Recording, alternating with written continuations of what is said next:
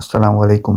یقین اللہ تعالیٰ نے خود قرآن پاک کی حفاظت کا ذمہ لیا ہے، اور جو بھی اللہ کی کتاب قرآن پاک کی بے حرمتی کرنے کی کوشش کرے گا، اللہ تعالیٰ کا عذاب ضرور اس پر نازل ہوگا۔ اگر آپ بھی اس پر یقین رکھتے ہیں تو سب سے پہلے اس ویڈیو کو دیکھیں، دل سے لائک ضرور کریں۔ دوستو، آج ہم آپ کو ایک سچا اور حقیقی واقعہ بتانے جا رہے ہیں جس میں کچھ اسلامی دشمنوں نے سمندر کے کنارے ایک ڈانس پارٹی کا اہتمام کیا۔ لڑکیوں کے گانوں اور رقص کا پروگرام منعقد ہوا، اور نہ صرف یہ بلکہ انہوں نے اللہ کے کلام کی بے حرمتی شروع کر دی۔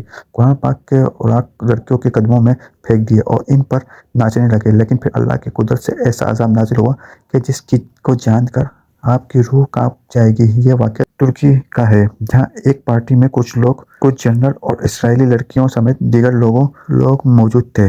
ان کی بے حرمتی اور گستاخی کے نتیجے میں اللہ تعالیٰ کا غضب نازل ہوا اور ان لوگوں کو سمندر میں غرق کر دیا گیا۔ حیرت کی بات یہ ہے کہ آج تک ان لوگوں کی لاشیں تک نہیں مل سکی۔